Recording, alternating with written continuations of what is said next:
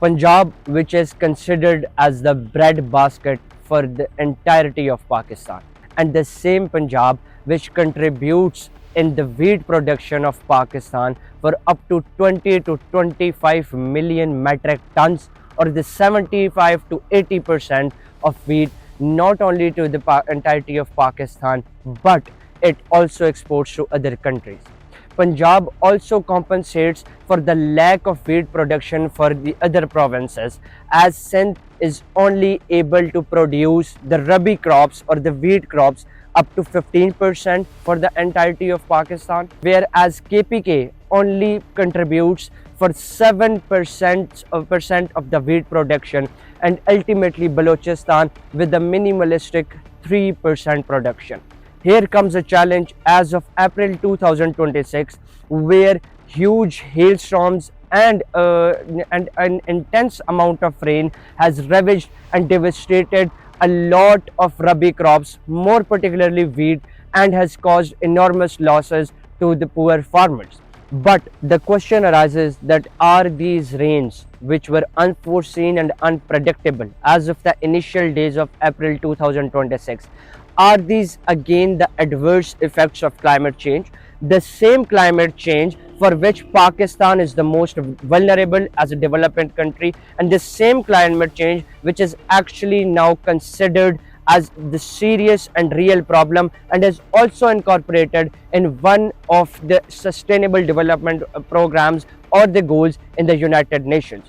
These wheat crops would have been ready or would have been tried to harvest, because within 2 weeks, as of end of April or in the starting days of May, the relevant authorities and the agricultural departments of Punjab had gauged that there are low chances that Punjab this time will be able to produce same 20 to 25 million metric tons that it always produces every year on average.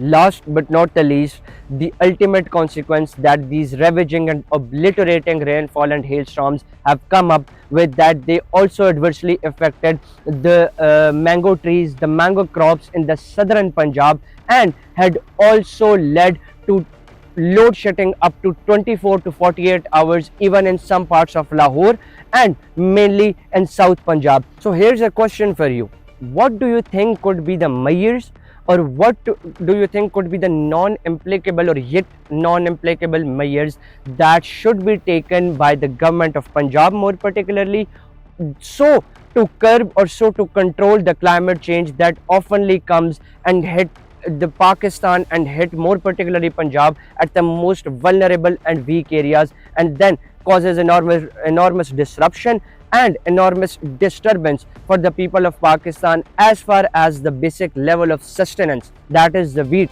is concerned.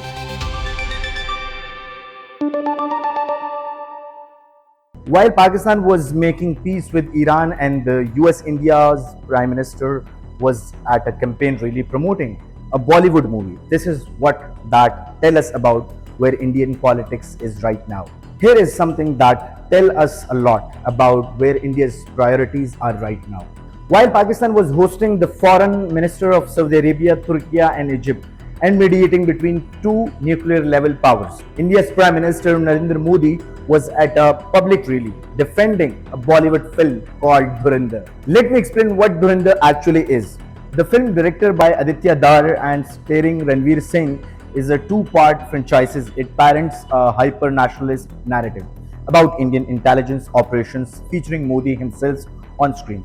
Critics have widely described it as cinematic endorsement of the BJP's political image rather than genuine storytelling.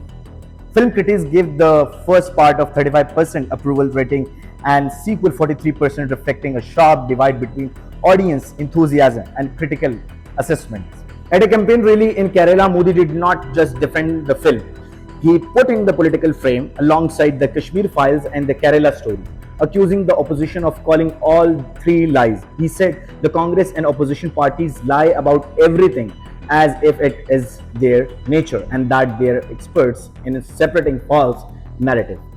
The backlash was immediate. Actor Prakash Raj commented that Modi has gone from selling tea to selling films. India's own opposition pointed out that the irony of a sitting prime minister using a film as a political weapon, while the country faced a major energy crisis and diplomatic humiliation.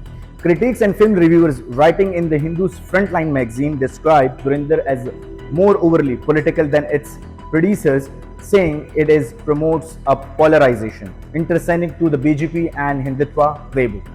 The contrast is hard to miss. Pakistan was building a peace at the world's most dangerous flashpoint. India's prime minister was at a movie promotion dressed up as a campaign rally.